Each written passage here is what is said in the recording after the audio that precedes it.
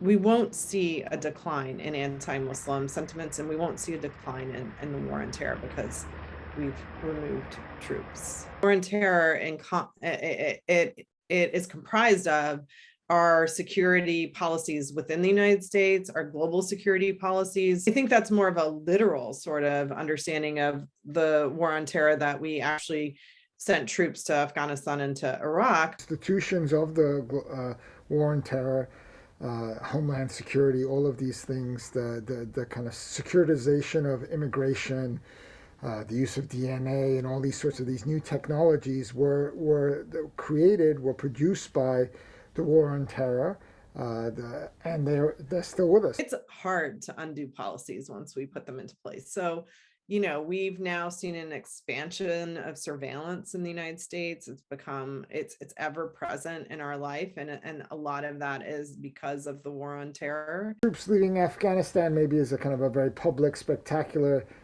symbol of U.S. failure and in its policies, but even in failure, the impact is still there, both on Afghanistan, the Middle East, the Muslim world, but also all of our lives. And it's still ongoing in the United States in terms of our counter-terrorist policies, the USA Patriot Act being in place.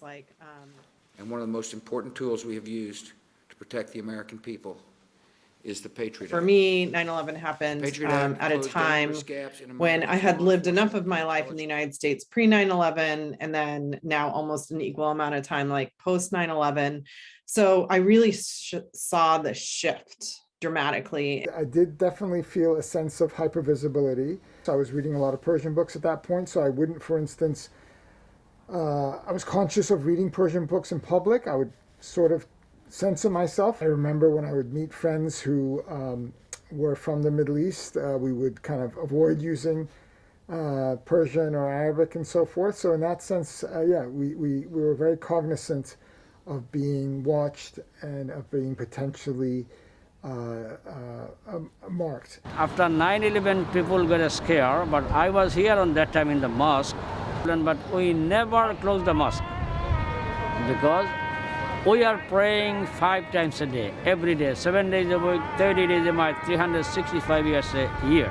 9/11 was a restriction and a crackdown on immigrants already living in the United States and on immigrants trying to come to the United States. Huge restrictions. It's understandable after 9/11 that the United States would want to have stricter laws, but to selectively enforce them against just Arab Muslims and South Asians was racial profiling on its face. As someone who was around in 9/11 versus someone who was also around with the Muslim bans and Trump, one thing that's different is the amount of mobilization that especially younger Muslims of different backgrounds in America have engaged in and are able to do. I have to give credit to and let's call it a generation of Muslims that experienced 9/11 and the aftermath. It's not a Muslim ban, but we were totally prepared. It's working out very nicely. What Trump did was he was very overtly anti-Muslim in his rhetoric, which is why you see that spike in anti-Muslim sentiments. It spikes at 9/11, 2001, 2002, and then it kind of drops. Never going down. It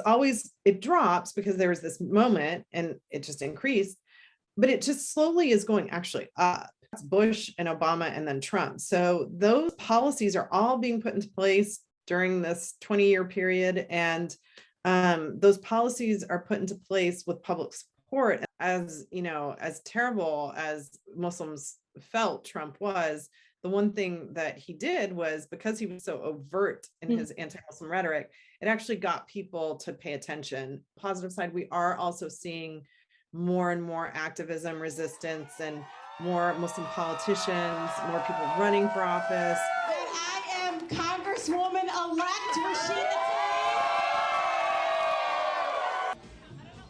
Is it a little bit better than 9/11, relatively speaking? Is it still going on? Selective prosecution and selective enforcement? Yes.